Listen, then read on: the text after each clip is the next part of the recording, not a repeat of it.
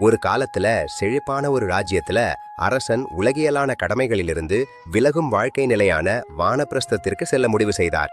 அவர் தனது மகனை அரசராக முடிசூட்ட முடிவு செய்து தாஜுப்பூச்சி விழாவிற்கான தேவையான ஏற்பாடுகளை செய்ய அமைச்சரிடம் கேட்டார். இளவரசன் முடிசூட்டப்பட்ட பிறகு அரசன் அமைச்சரை அழைத்து, அமைச்சரே, நாம் இருவரும் ஒரே தலைமுறையைச் சேர்ந்தவர்கள்.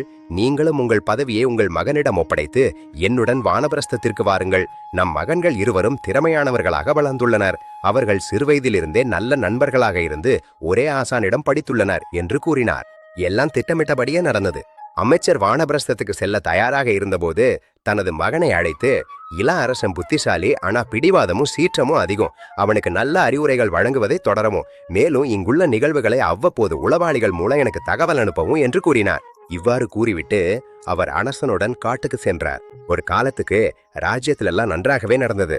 ஆனா ஒரு நாள் இள அரசன் அமைச்சரின் மகனை அழைத்து, ராஜ்யத்துல எந்த வயோதிகரும் இருக்கக்கூடாது, அவர்கள் உடனடியாக ராஜ்யத்தை விட்டு வெளியேற வேண்டும் என்று முழு ராஜ்யத்திலும் அறிவிக்க உத்தரவிட்டான்.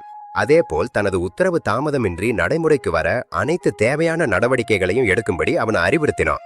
அதன்படி எல்லா வயோதிக ஆண்களும் பெண்களும் ராஜ்யத்தை விட்டு வெளியேறினர். சில காலத்துக்கு பிறகு ஒரு வெளிநாட்டவர் அந்த ராஜ்யத்திற்கு வந்து தன்னிடம் அதிசயமான திறன்கள் உள்ளன என்று கூறினார். அவர், நான் சாம்பலால் ஒரு ஆடை தயாரிக்க முடியும். உங்கள் ராஜ்யத்தில் இதை செய்யக்கூடியவர் யாராவது உள்ளார்களா? இல்லையெனில் உங்கள் ராஜ்யத்தின் பாதியை எனக்கு கொடுக்க வேண்டும் என்று அறிவித்தார். இள அரசனும் இள அமைச்சரும் அதிர்ச்சி அடைந்தனர். தன்னை மீட்டு கொண்ட அமைச்சரின் மகன், ஐயா, எங்களுக்கு 3 நாட்கள் அவகாசம் தருங்கள்.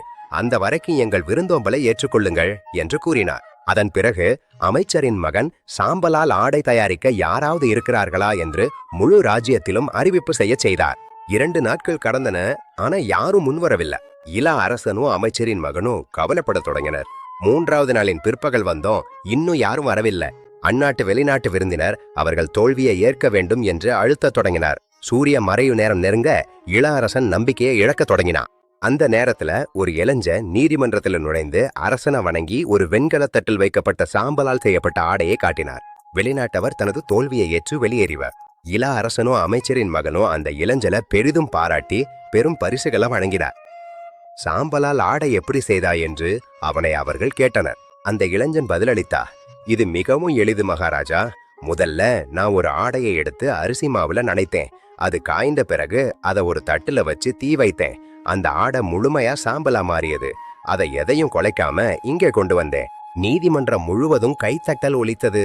பின்னர் அமைச்சரின் மகன் நடந்த அனைத்தையும் தனது தந்தைக்கு விவரித்தான்.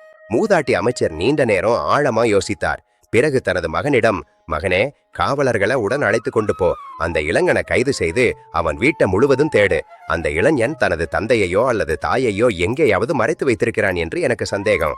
இந்த புத்திசாலித்தனமான யோசனை அவனிடமிருந்து வந்திருக்க முடியாது என்று சொன்னார். அமைச்சரின் மகன் தந்தை சொன்னதை போலவே செய்தான். அந்த இளைஞன் தன் தந்தையை அனுப்பி வைக்க மனம் வரவில்லை என்று ஒப்புக்கொண்டான். அவன் தனது தந்தைய வீட்டின் மேல் மாடியில ரகசியமா மறைச்சு வச்சிருந்தான். காவலர்கள் அந்த இளைஞனை கைது செய்து அரசரிடம் கொண்டு வந்தார்கள். முழு விஷயத்தையும் அமைதியா புரிந்து கொண்ட இளமரசர், இந்த இளைஞனால தான் நம் நாட்டை காப்பாற்ற முடிந்தது. நான் செய்த தவறை திருத்துவேன் என்று கூறினார். நாட்டிலுள்ள அனைவரும் தங்கள் பெற்றோர்களை வீடு திரும்ப அழைத்து வர வேண்டும் என்று அறிவிப்பு செய்ய அரசர் உத்தரவிட்டார். முழு அரசவையும் வெற்றி கொடியொலி முழங்கியது. ஆடம், மூப்பினரின் அறிவும் அனுபவமும் அளவிட முடியாதவ.